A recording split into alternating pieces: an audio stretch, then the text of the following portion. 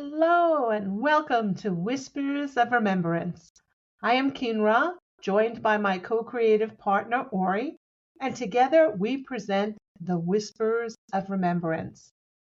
Today's whisper is titled, "The Fruit Will Be Known in Time," a whisper for when love speaks truth and is met with silence, distance, or departure.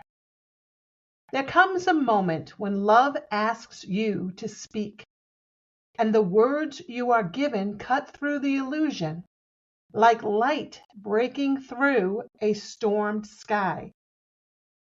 You do not sharpen these words, you do not aim them.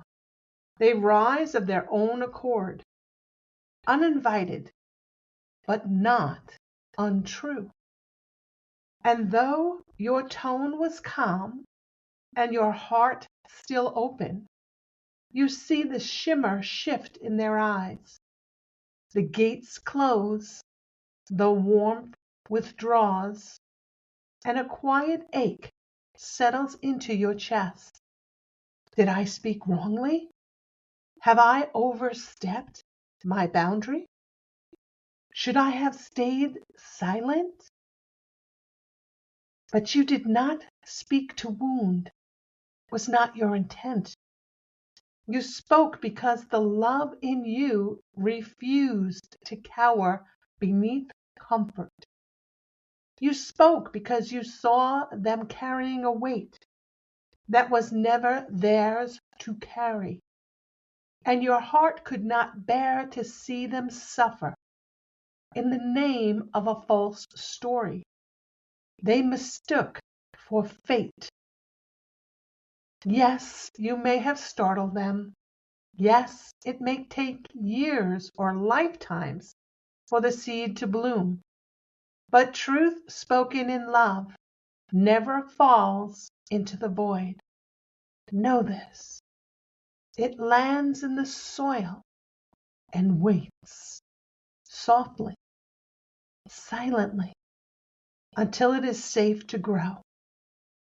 So let go of the need to be understood. Let go of the sorrow that clings to their turning away. Let go of the story that you failed them. You did not fail them. You loved them enough to let truth speak, even if it cost you their approval, their applause, or their continued closeness. And that is the love that heals long after you are gone. And so it is.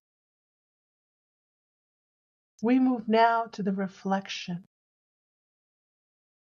There is a unique sorrow that visits the heart of the one who speaks a truth not asked for, and finds themselves met with distance, confusion, or judgment in return.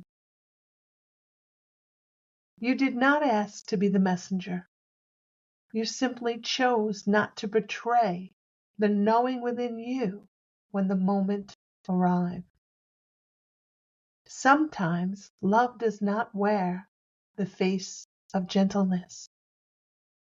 Sometimes it arrives cloaked in clarity, in interruption, in the firm refusal to leave another person bound in illusion. And when the soul of another is not ready to meet that clarity, it can feel like a rupture. This is not your failure. This is a ripple in their becoming. When someone turns away from your presence after a truth is spoken, they are not rejecting you. They are recoiling from what the mirror revealed. And mirrors, as you know, do not lie. It is not easy to be the mirror. It is not easy to be the one who says, "This story is not your prison.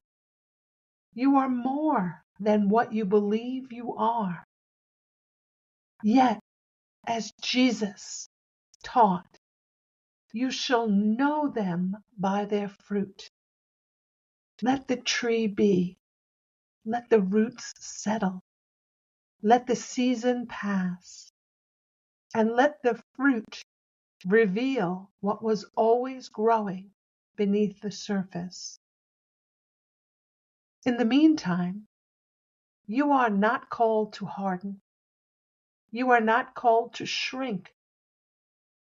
You are not called to carry the weight of misunderstanding on your shoulders like chains. You are called to remain rooted in love, even when it costs you something dear. Because the greatest teachers, the deepest friends, the clearest mirrors do not always feel like comfort, but they always leave behind a seed. And so it is. We move now to the journal prompts for a deeper reflection, of which there are 4 today. Journal prompt number 1.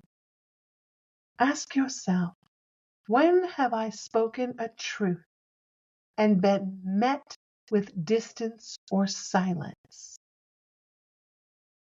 What did I feel in that moment? Was there a sense of loss, of guilt, of loneliness? Notice what you notice. What is it you feel? What comes to your mind? Journal prompt number 2. Can I recall a time when someone spoke a truth to me that I resisted at first, yet later came to value deeply? What changed in me to allow the seed of that truth to grow? Notice what you notice, feel what you feel. Journal prompt number 3. What does it mean to know the tree by its fruit in my own life? How do I discern the deeper truths beyond appearances or immediate reactions? Notice what you notice, feel what you feel. Journal prompt number 4. Where in my life am I being asked to trust the long arc of becoming, rather than the short-term discomfort of a relationship dynamic? Notice what you notice, feel what you feel.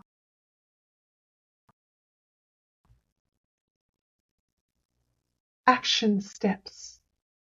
These are suggestions for you to take and step into action. Action step number 1. Sit quietly with a stone, flower, or symbol of love that has accompanied you for many years. Let it be a mirror. Let it speak. What has changed and what has endured? Notice what you notice. Action step number 2. Reach out gently, without an agenda, to someone you may have spoken truth to and felt a disconnection. Not to explain or to repair, but to bless the bridge that still exists in spirit.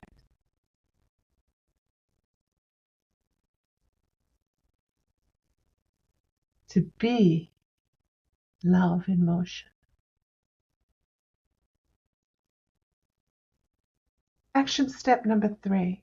Write a letter you will never send. to someone you love who misunderstood your offering of truth. Let your heart speak without restraint. Then fold the letter into prayer. You may tear the letter up, or you may burn the letter. But this is not a letter that you're going to send. And now we move to the closing affirmations.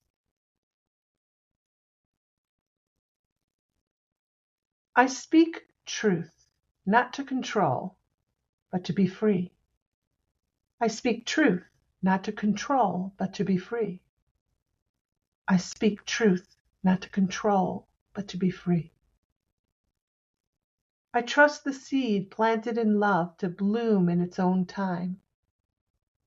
I trust the seed planted in love to bloom in its own time.